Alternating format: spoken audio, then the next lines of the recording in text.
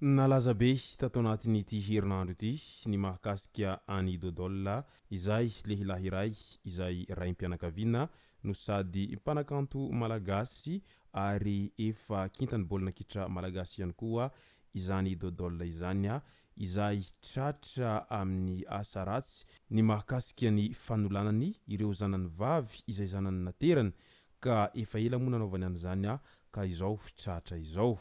Ka ny pisopitsony mahakasika an'izay no fakafakena amintsika atao anatin'ity vidéo ity ka manasa antsika rehetra anaraka an'ity vidéo ity hatramin'ny farany. Azadino ny milaiky ny vidéo antsika ary tsara voatrany ny miabone amin'ny chaîne antsika mba ahafahanareo manaraka tsy tapaka ny vidéo zay lefa nahito isan'andro. Tsy ampendrela moa isika fa avitrany tonga de vavany ndao ary.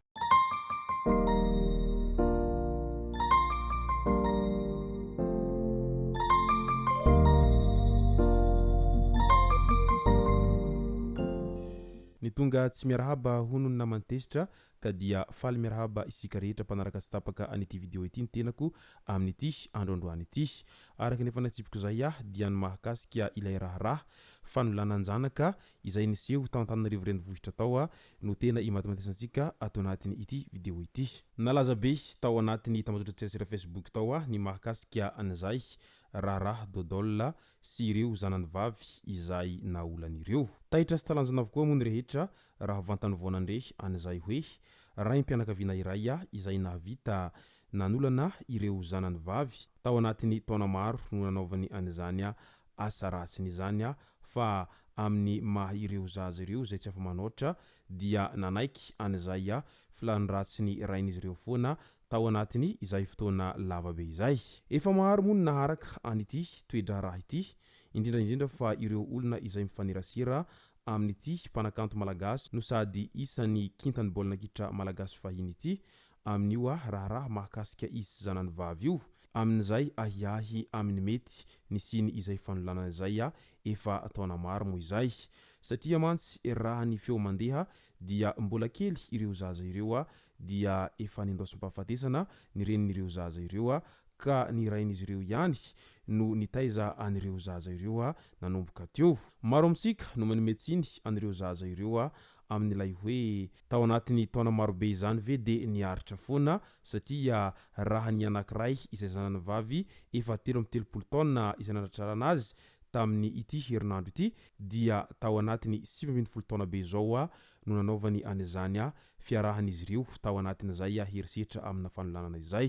satria efa lasa raiky pitia tamin'ny rainy ilay zaza ary lasa nanaiky tsy fidiny an'izay rehetra tiany rainy hatao tamin'ireo zaza ireo. Tsy fantatr'ireo zaza ireo intsony zany nanavaka an'ilay hoe fitiavan-dray sy ilay tena fitiavana amin'ny izay hoe resaka firaisana aranofo sy ny maro hafa izay satria mantsy mbola kely ireo zaza ireo dia efa nanaovany an'izany filany ratsiny tamin'izay resaka fanaovana firaisana aranofo izay. Toy izao mantsy ny zavatra tena nisy nanomboka 17 taona dia efa nampiarany Dodôla ny filany ratsiny izany hoe naolany ity zanany vavy ity no sady darohany no nalainy sary sahala amin'ireny horonan-tsary mamoha fady ireny. Efa ela no nampalaza azy amin'ny fanaovana an'izany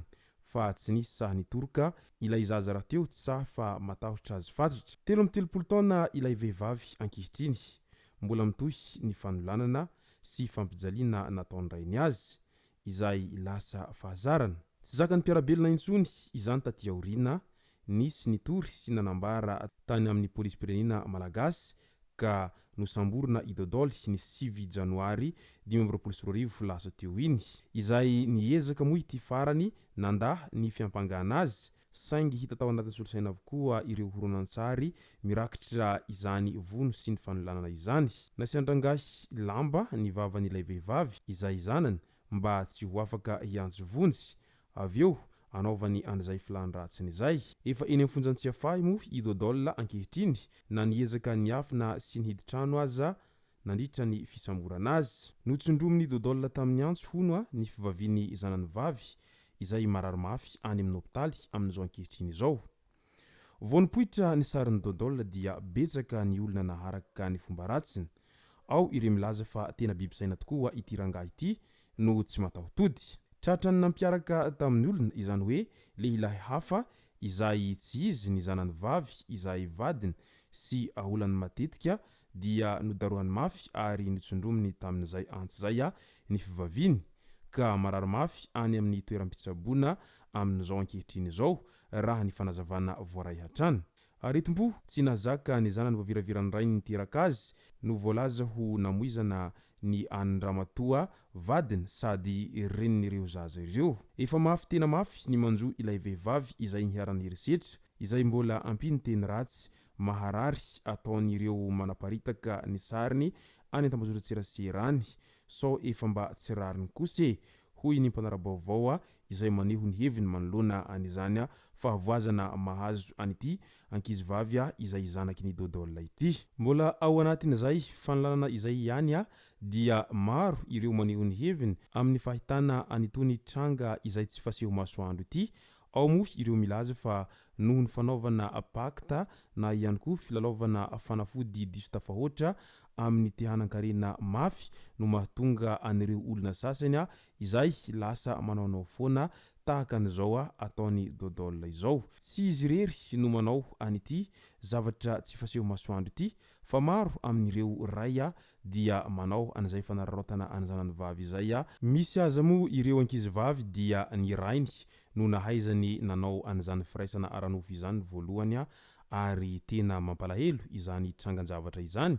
fa io moa ny olombelona samby amin'ny fomba fisainany ary misy ny olombelona dia tena ohatran'ny biby mihitsy ka ny zanaka nateraka ihany no arapaka rehefa ao anatin'izay filany ratsy zay sy ny ao anatin'izay fanarahana anjambany ilay fanaovana pakta etseroa izay. Etsinkilan'izay anefa dia mbola maro ihany ireo zay mety sombisombiny ao anatin'ny fianakavian'izy ireo no miaro an'ity rangahy izay nahavita nanolana any zanany vavy ireo ary araky ny voalaza hatrany dia efa naolany daholy ireo zanany vavy rehetra ireo fa ity anankiray tena lehibe ity no tena niharany herisetra mafy indrindra tamin'izy ireo araky ny loharanom-baovao voaray hatrany amin'ireo namany akaiky sy ireo fianakaviana akaiky sy ny olona izay mifanerasera amin'izy ireo. Tsara ny manamarika fa voararany lalàna ny manao an'izany firaisana ranofo izany amin'ny zanaka nateraka